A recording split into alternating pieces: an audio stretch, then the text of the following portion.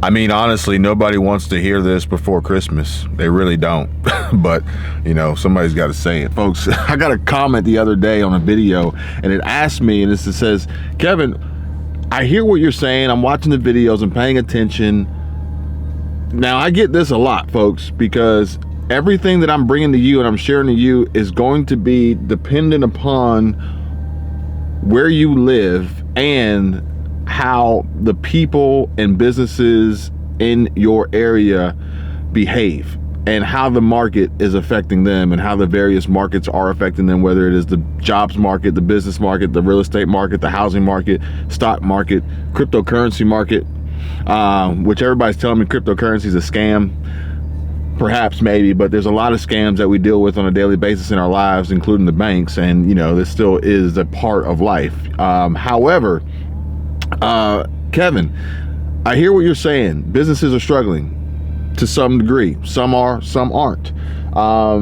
Primarily the food-based, service-based food industry, which we know the Fed, Jerome Powell, is targeting service-based industries, as he's saying that the services inflation is still too high and needs to come down, which I'm not even 100% sure how that's measurable with the CPI reports, but we can get into that in another video. However, in my area, where I live, real estate's booming, business is booming, construction is booming, the economy is booming. There are long waits and long lines outside of restaurants on Fridays and Saturday nights of people waiting to spend their money. I don't see what you're talking about. I don't believe it. Look, that's fine, okay? It all depends on where you are in the circumstances. It is not going to be the same. There's no blanket description for what's happening all around the world, all around the country, even within certain states and certain cities and certain zip codes and certain regions, certain neighborhoods. It all varies and depends. Now, why is that?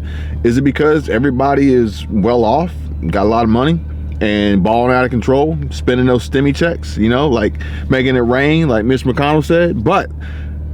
Or, on the flip side, are they only trying to keep up the look, the facade, stunting for the gram, keeping up with the Joneses, running up credit card bills, maxing out credit card limits, carrying high interest debt, in debt up to their eyeballs, can't sleep at night, living paycheck to paycheck, pay now, buy now, pay later, layaway, payday loans, bad credit loans, just awful financial situations. Is that the case?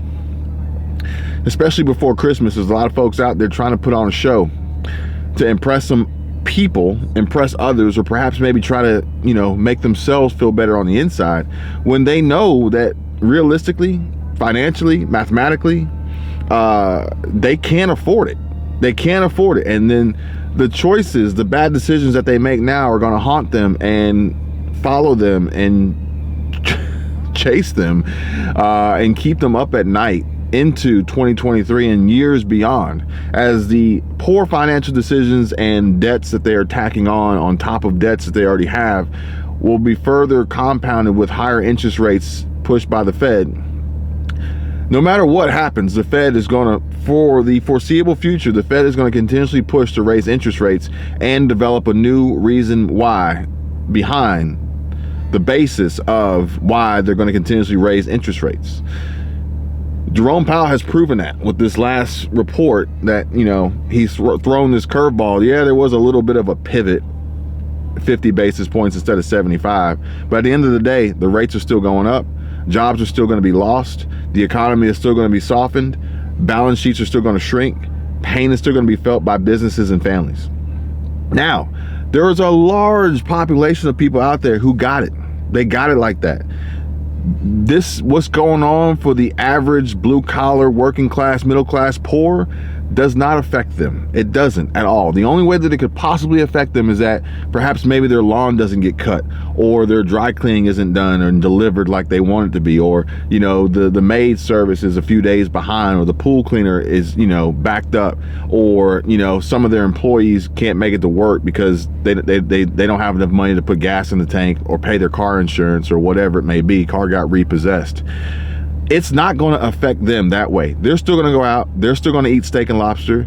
They're still going to take expensive trips, travel the world, cruise on their yachts, buy new vehicles, new Escalades, new Range Rovers, new whatever it may be, 100,000, 150,000 plus, doesn't matter. It's not affecting them. And they are sitting literally in some of the same restaurants. Some of them are sitting in 5-star, Michelin star restaurants that others will never dare to enter. But even still, others are sitting in restaurants, nice restaurants, Ruth's Chris, a decent steakhouse, Chops Lobster Bar or something like that. And Spawn Divot, whatever, Atlanta Fish Market, wherever you want to go, and they're gonna be sitting across the aisle at the table next to you. The financial circumstances, the portfolios, the investments, the business ownership, the side of the cash flow quadrant that they're on is completely different than others. They can be at the same restaurant, eating the same meal, eating the same food, drinking the same drinks, but they're business owners and investors, and the others are pretty much, for the most part, just employees, and not extremely high paid employees at that. Where at the end of the meal, when the check comes, they pay it. No big deal. More than likely, odds are they're charging it on a business credit card, offsetting their income with expenses. Meanwhile, the other side of the cash flow quadrant, the employees that are just trying to impress themselves or their friends or the Instagram or the social media or whatever it may be, that they're not even monetizing with the content that they're making, just doing it for likes and for clout. They're looking at that bill like, man, boy, who ordered this? See what I'm saying? There's a big difference. And that's why we see what we see even to this day, where we know that some folks are facing an economic crisis, a household budget collapse, layoff, job loss, reduction of hours, elimination of overtime and bonuses, which Goldman Sachs has already announced they're doing away with bonuses. These are folks that are barely getting by, that are they're drinking champagne when they got a beer budget, and they don't want to acknowledge it or admit it or whatever the case may be. And this is why we see so many people lined up, and it's mainly because nothing draws a crowd like a crowd, folks.